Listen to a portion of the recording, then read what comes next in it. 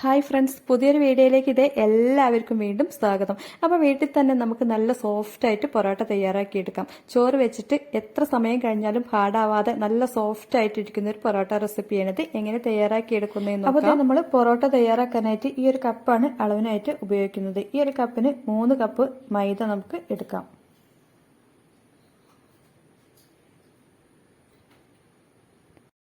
ഇനി നമുക്ക് മൈദപ്പൊടിയിലേക്ക് പാകത്തിനുള്ള ഉപ്പ് ചേർത്ത് കൊടുക്കാം. അതോടൊപ്പം തന്നെ ഒരു 1/2 ടീസ്പൂൺ പഞ്ചസാരയും കൂടി ഇതിലേക്ക് ചേർക്കാം. എന്നിട്ട് ഇത് നന്നായിട്ടൊന്ന് മിക്സ് ചെയ്ത് എടുക്കാം. ഇതിലേക്ക് നമ്മൾ എഗ്ഗ് ഒന്നും ചേർത്ത് കൊടുക്കുന്നില്ല. ചോറ് അരച്ചിട്ടാണ് നമ്മൾ മാവ് കുഴച്ചെടുക്കുന്നത്.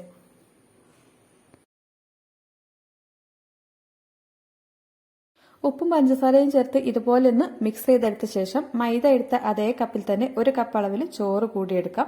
ഇനി ഈ ചോറ് നമുക്ക് മിക്സിയുടെ ജാറിലേക്ക് ഇട്ട് കൊടുക്കാം.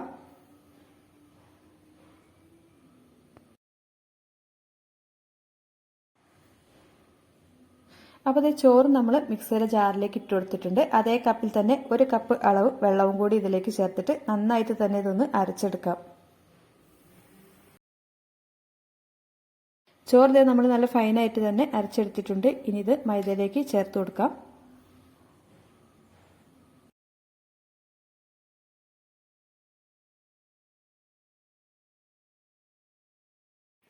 അപ്പോൾ നമ്മൾ ചോറ് അരച്ചെടുത്തത് 1/4 ഭാഗത്തോളം മൈദയിലേക്ക് ചേർത്ത് കൊടുത്തിട്ടുണ്ട്. ഇനി ഒരു സ്പൂൺ വെച്ചിട്ട് ഇത് നന്നായിട്ടൊന്ന് മിക്സ് ചെയ്ത് എടുക്കാം.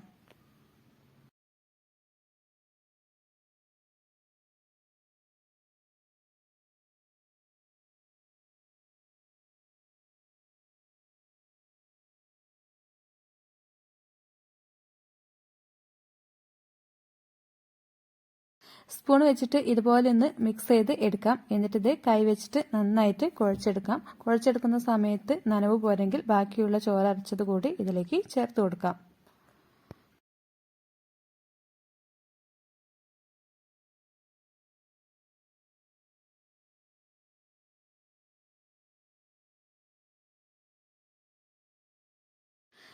അപ്പോൾ ഇത് നമ്മൾ സ്പൂൺ വെച്ചിട്ട് നന്നായിട്ട് മിക്സ് ചെയ്തെടുത്തിട്ടുണ്ട്. ഇനി ഇത് കൈ വെച്ചിട്ട് കുഴച്ചെടുക്കാം.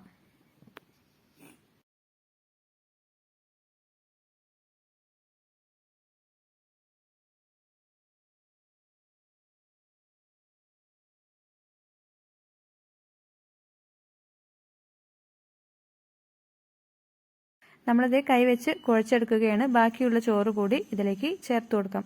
അപ്പോൾ നമ്മൾ 1 കപ്പ് ചോറ് അരച്ചെടുത്തത് മുഴുവനായിട്ടും ഇതിലേക്ക് ചേർത്ത് കൊടുത്തിട്ടുണ്ട്.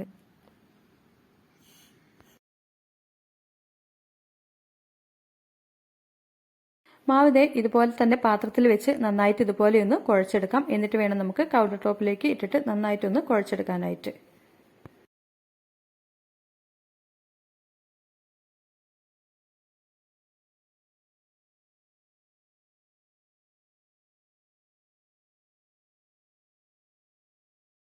അപ്പോൾ നമ്മൾ മാവ് ഈ ഒരു പരുവത്തിലാണ് കുഴച്ചെടുത്തിട്ടുള്ളത്. ഇനി നമുക്ക് കൗണ്ടർ ടോപ്പിലേക്ക് കുറച്ച് പൊടി വിതറിയിട്ട് ഇത് കൈ വെച്ചിട്ട് നന്നായിട്ട് കുഴച്ചെടുക്കാം.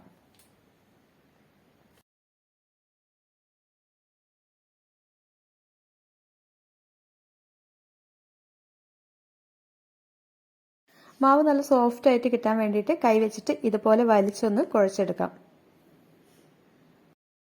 നമ്മൾ ചോറ് നല്ല ഫൈനായിട്ട് അരച്ചെടുത്തിട്ടാണ് ഇതുപോലെ മാവ് കുഴച്ചെടുക്കുന്നത്. നല്ല സോഫ്റ്റ് ആയിട്ടുള്ളൊരു പൊറോട്ട റെസിപ്പിയാണിത്. ഒരു പ്രാവശ്യമെങ്കിലും എല്ലാവരും ഇതുപോലെയൊന്ന് ട്രൈ ചെയ്ത് നോക്കുക. കുറച്ച് സമയം കഴിഞ്ഞാലും ഹാർഡാവാതെ തന്നെ നല്ല സോഫ്റ്റ് ആയിട്ടിരിക്കുന്നൊരു പൊറോട്ട റെസിപ്പിയാണിത്.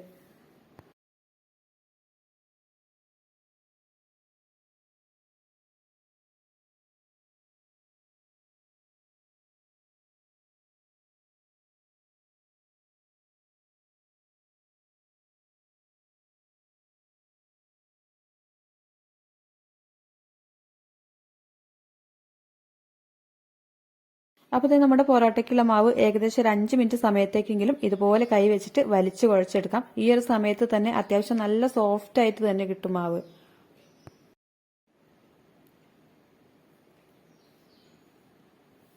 അപ്പോൾ മാവ് നന്നായിട്ട് സോഫ്റ്റ് ആക്കി കുഴച്ചെടുത്തിട്ടുണ്ട്. ഇനി നമുക്കിത് റെസ്റ്റ് ചെയ്യാനായിട്ട് മാറ്റി വെക്കാം. അപ്പോൾ ഒരു പാത്രത്തിലേക്ക് ഇതുപോലെ ബോൾസ് ആക്കിയിട്ട് ഒന്ന് മാറ്റി വെക്കാം. മാവ് ഒരു പാത്രത്തിലേക്ക് മാറ്റി കൊടുക്കാം. എന്നിട്ട് ഇതിന്റെ മുകളിൽ കുറച്ച് ഓയിൽ തടവി കൊടുക്കാം.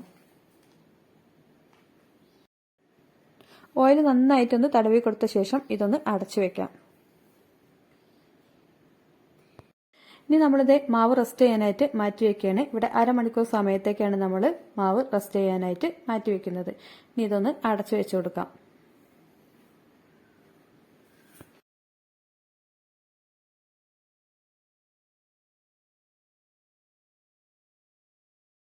മാവ് റെസ്റ്റ് ചെയ്യാനായിട്ട് വെച്ചിട്ട് അരമണിക്കൂറായി. ഇനി നമുക്കിതൊന്ന് തുറന്നു നോക്കാം. എന്നിട്ട് ഓരോ ബോൾസ് ആക്കിയിട്ട് എടുക്കാം.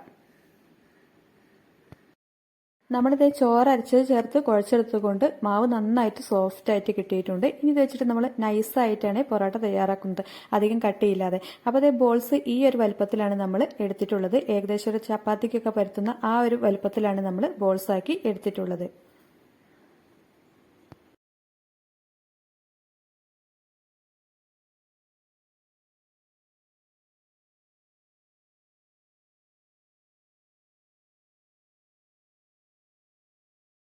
അപ്പോൾ ഇത് നമ്മൾ മാവെല്ലാം ബോൾസ് ആക്കി എടുത്തിട്ടുണ്ട്. ഇനി നമുക്കിത് കൗണ്ടർ ടോപ്പിൽ കുറച്ച് എണ്ണ തടവിട്ട് പരത്തിയെടുക്കാം. നമ്മൾ ബോൾസ് ആക്കി എടുക്കുന്ന സമയത്ത് കൈ വെച്ചിട്ട് ഉരുട്ടിയെടുക്കുന്നതിനേക്കാളും ബെറ്റർ ആയിട്ട് ഇതുപോലെ ചെയ്തെടുക്കാവുന്നതാണ്. എന്നാൽ നമ്മൾ പരത്തിയെടുക്കുന്ന സമയത്ത് നല്ല നൈസായിട്ട് തന്നെ ഹോളൊന്നും വരാതെ ഇത് പരത്താനായിട്ട് സാധിക്കും.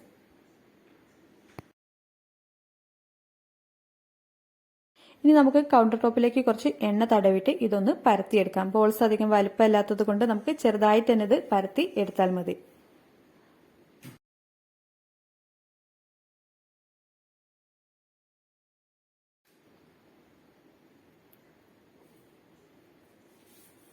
ഇനി ഇത് കൈ വെച്ചിട്ട് തന്നെ മാവ് പരത്തിയെടുക്കാം. ഇതിന്റെ മുകളിലേക്ക് കുറച്ചുകൂടി എണ്ണ ആക്കി കൊടുത്താൽ മതി. നമ്മൾ ചോറ് ചേർത്തുകൊണ്ട് മാവ് നല്ല സോഫ്റ്റാണ്. കൈ വെച്ചിട്ട് മെല്ലെ ഇതുപോലെ പരത്തിയെടുക്കാം.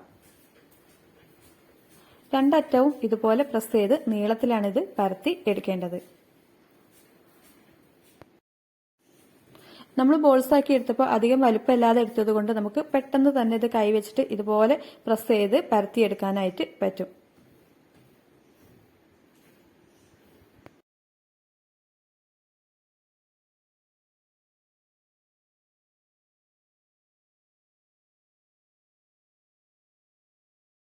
കഴിയുന്നത് നമുക്ക് എത്രത്തോളം ഇത് പരത്തിയെടുക്കാനായിട്ട് സാധിക്കും അത്രത്തോളം നൈസായിട്ട് ഇത് പരത്തിയെടുക്കാം.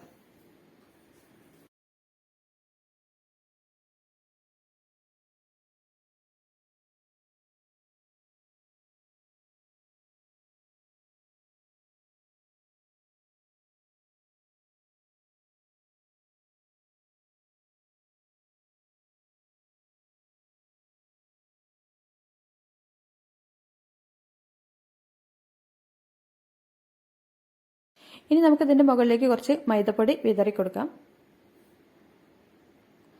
എന്നിട്ട് കൈ വെച്ചിട്ട് ഇതുപോലെ ഒന്ന് ചെയ്തെടുക്കാം.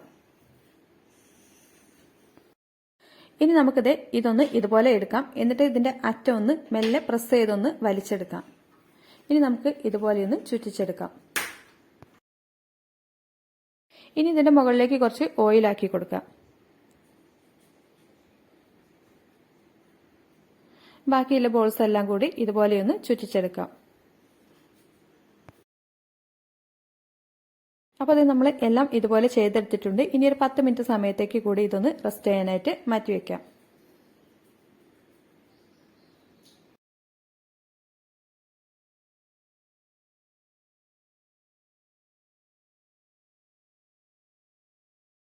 അപ്പോൾ ഇത് നമ്മൾ റെസ്റ്റ് ചെയ്യാൻ വെച്ചിട്ട് 10 മിനിറ്റ് ആയി. ഇനി നമുക്കിത് ഓരോന്ന് എടുത്തിട്ട് കൈ വെച്ചിട്ട് തന്നെ ഇത് നൈസായിട്ട് പരത്തിയിട്ടാണ് ചുട്ടെടുക്കുന്നത്.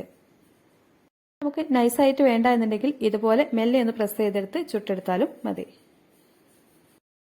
നമ്മളിത് ഇതുപോലെ നൈസായിട്ടാണ് ഇവിടെ ചുട്ടെടുക്കുന്നത്. ഇനി ഇത് ചൂടായ ദോശക്കല്ലിലേക്ക് വെച്ചെടുക്കാം.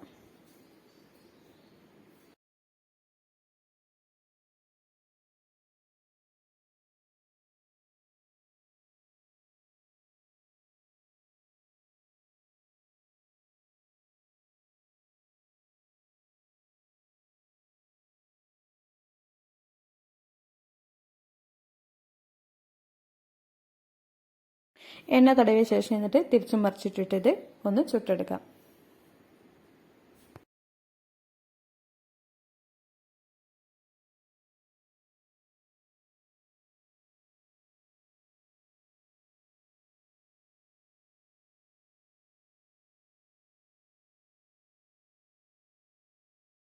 അപ്പോൾ ഇത് നമ്മുടെ പൊറോട്ട ഇവിടെ റെഡി ആയിട്ടുണ്ട്. ഒരു പാത്രത്തിലേക്ക് മാറ്റി കൊടുക്കാം. നമുക്ക് എല്ലാം ഇതുപോലെ ചുട്ടെടുക്കാം.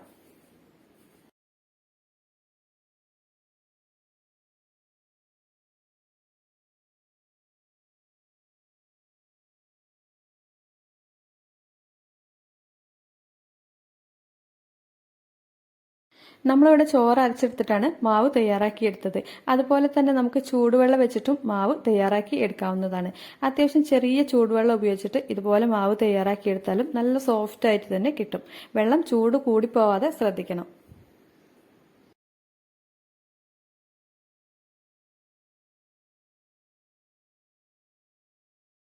അപ്പോൾ ഈ ചോറ് ചേർത്തിട്ട് എല്ലാവരും ഇതുപോലെയൊന്ന് പൊറോട്ട ട്രൈ ചെയ്ത് നോക്കുക. നല്ല സോഫ്റ്റ് ആയിട്ട് വീട്ടിൽ തന്നെ തയ്യാറാക്കാൻ പറ്റുന്ന ഒരു അടിപൊളി പൊറോട്ട റെസിപ്പിയാണിത്.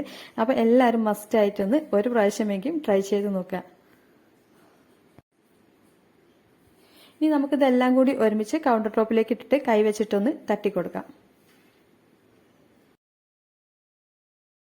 അപ്പോൾ ഇത് നല്ല സോഫ്റ്റ് ആയിട്ടുള്ള ഈ ഒരു പൊറോട്ട റെസിപ്പി എല്ലാവരും വീട്ടിലൊന്ന് ട്രൈ ചെയ്ത് നോക്കുക. എന്നിട്ട് ഫീഡ്ബാക്ക് അറിയിക്കുക. അതോടൊപ്പം വീഡിയോ ഇഷ്ടമായാൽ ലൈക്ക് ചെയ്യുക. ചാനലും കൂടി മറക്കാതെ ഒന്ന് സബ്സ്ക്രൈബ് ചെയ്യുക. മറ്റൊരു റെസിപ്പി ആയിട്ട് വീണ്ടും വരാം. Thanks for watching.